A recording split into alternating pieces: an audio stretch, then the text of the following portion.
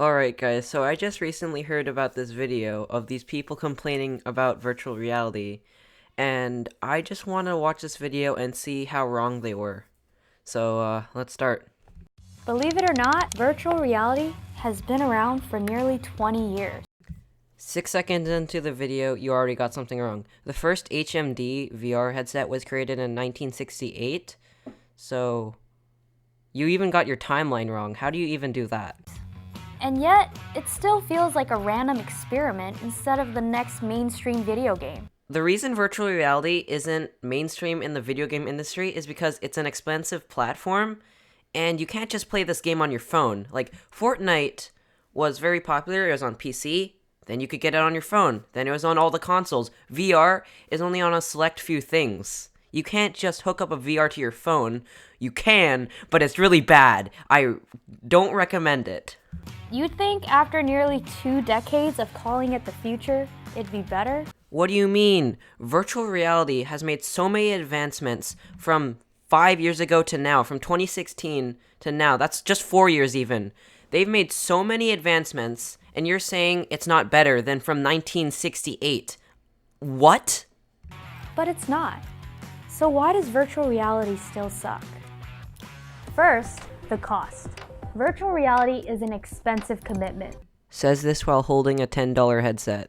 Right now, the cost of entry for virtual reality is around $400 or $500 once you factor in all the different devices and games and whatnot.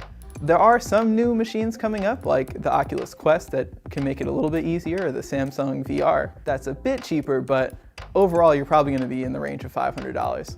It pisses me off that you're complaining about the price of VR when the iPhone 11 is 2 times more than what you just said, and people keep buying that. People keep buying. Year after year, Apple comes up with a new phone, and people keep buying it, and you're complaining about VR. If you want to complain about prices, go to Apple. And that's just for entry-level models.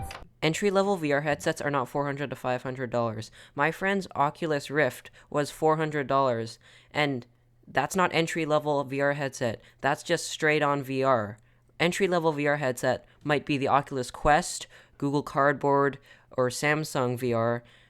Those are entry-level. Like, full-on VR headsets, Oculus Rift, Oculus Rift S, HTC Vive, HTC Pro, and Valve Index, of course. If you're looking for something super powerful, like the Vive Pro Starter Kit, you're looking at least $1,000, if not more. As I was saying before, you could either buy the super high-end, expensive VR setup, which you can have hours of fun in, or you can, buy a new phone. Up to you. I'm not picking sides, but, I mean, a phone you use every day, VR, it's pretty neat. And I use it pretty much every day, just like my phone, so it's up to you. And then there's the annoying setup.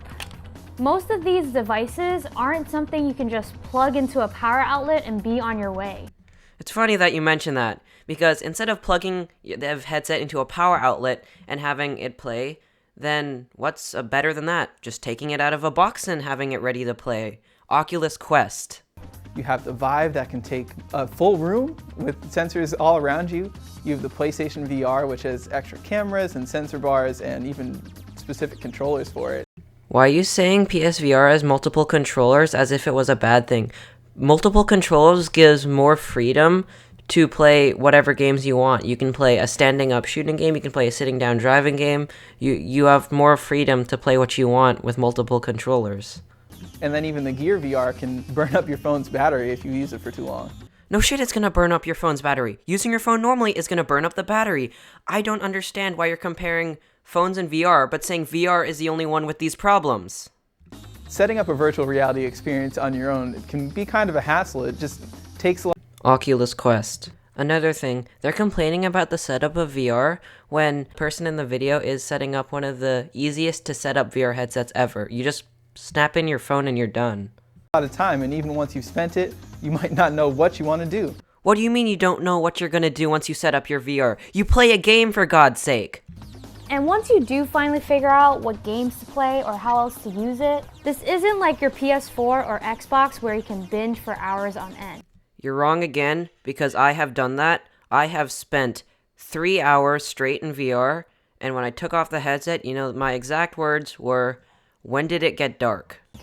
The VR headsets that are available right now are a bit cumbersome and heavy, and spending too much time in virtual reality can be disorienting, so wearing the headset for more than half an hour can leave your head spinning when you take it off.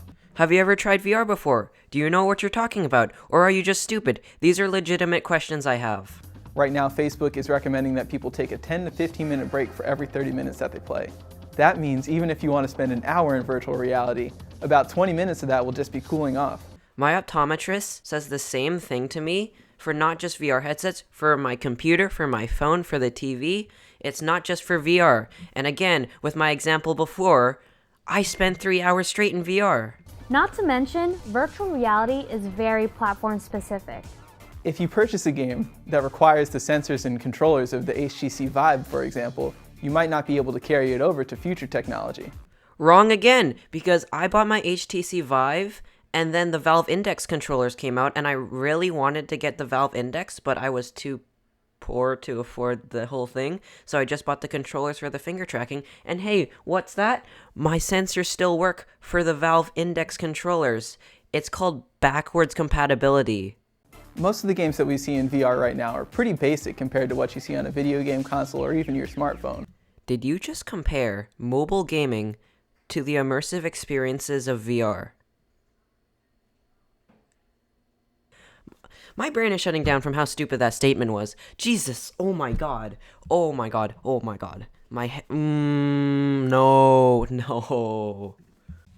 Hey guys, I mean, like, who needs to play H3 VR when you have this game on your phone? I mean, like, obviously, who needs to buy VR when you can just play the same things on your phone? Says the games, like, look, who needs to play H3 VR when you can just, yeah, well, oh, wait, oh no, oh wow, this is so equivalent to H3 VR, guys. Even the best games that have been in VR, like Resident Evil 7 or Super Hot VR. Okay, you're saying the best VR games are Resident Evil 7 and Super Hot. Those are not the best games. Super Hot is one of the best VR games, but not one of the best. Those are ports. Super Hot VR was still very good, but the games that were designed for the VR ground up are probably the best. Boneworks is one of the best VR games of all time. Are available on regular computers, so there's not much of a reason just to go to VR to play. Not much reason to play the VR version of Super Hot. Super Hot. That game where you're dodging bullets and the time moves when you do is better. Are you saying it's better on PC than in VR? Super Hot was basically designed as a VR game. The only Super Hot VR is only Super Hot as a game is only good in VR. Super Hot normal is so bad. I'm not saying it's a bad game. It's a good game, but the VR one makes the PC version so bad. It just feels like once you go back to the PC version, it just feels like how was I playing this game? This game is so bad. And games made for something like the PlayStation VR won't be playable on other headsets and vice versa. You're comparing PlayStation and Xbox to VR, so let's look at it this way. Can you play your PS4 games on your Xbox? Can you play your Xbox games on your PS4? Can you play PSVR games on your HTC Vive? No. Can you play your Oculus games on your HTC Vive? Yes! Right now, almost any game you buy for one platform won't work on any other platform. Like I just said, you can play your Oculus games on your HTC Vive. I don't know if it works the other way, but if you buy a PS4 VR game and you expect it to work on your PC, who are you? What is going through your mind? That makes it harder for virtual reality to be a shared experience, which is another problem. I have an HTC Vive, my friend has an Oculus Rift, and my other friend has an Oculus Quest. We can all play this pretty similar games together. Me and my friend with the Oculus Rift, we can play Steam VR games since that can hook up. But with the Oculus Quest, it's a little more complicated, but I have Revive, so I can play Oculus games on my HTC Vive. Wow! With a video game or a movie that you're really excited about, it's easy to bring that and share it with friends. You're all seeing and experiencing the same thing. But when it comes to virtual reality, you can be sitting with someone in the same room who's in VR and it just feels like you're worlds apart.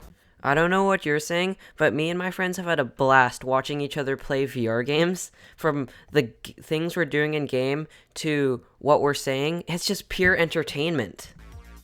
Companies like Facebook are working on programs that will let you share virtual reality with friends, but it's hard to see why that might beat out something like FaceTime or just regular video calling. I don't know why you're comparing FaceTime to social VR spaces. In FaceTime, you just see someone's face. But in VR, you can see their whole body and what they're doing with their hands. And why would you call somebody in VR?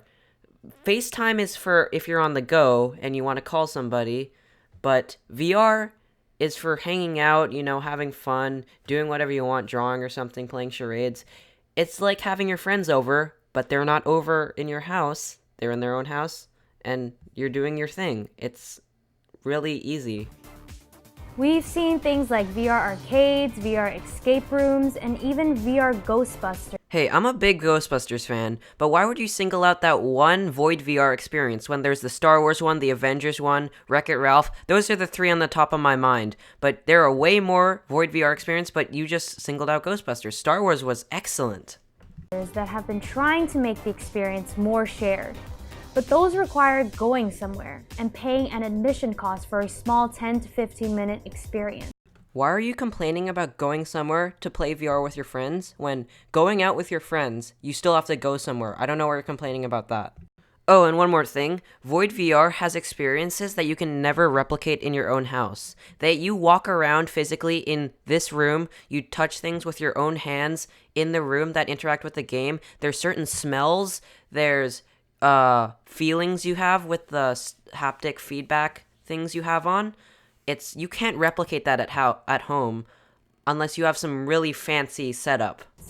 So what can VR platforms do to become more successful? For VR to really catch on, it needs to offer something that feels totally exclusive to virtual reality. Exclusive to VR. Okay, I'm done. No, I'm done. Okay. Exclusive to VR. What is exclusive to VR? The concept of VR. I don't understand why you're complaining about not having anything exclusive to VR when the concept of VR is exclusive to VR. Moving your body in a virtual space, being places where you can't normally be, like you can be in space, you can be in a gun range, you can do all these kind of things in VR that you can't do normally, and it feels like you're actually there because you're using your head to look around, not just moving a mouse. You're actually walking places, you're not just clicking WASD. That's what's exclusive to VR. Whether it's immersive environments or different ways to interact with your friends, it needs to have a reason to make people put on that headset. The two things you have just said have already been accomplished in VR. I don't know why you're saying those don't exist. They exist. I've played through them. Oh my god, I'm so done. Beep beep beep boop bop bop. Framing it up. You look so stupid right now. Okay, you know why am I even... I just given up. Why am I even responding to this video? They obviously don't know what they're talking about. So... I don't know anymore. Why do we do anything? Why does anyone do anything? Sheer, absolute boredom!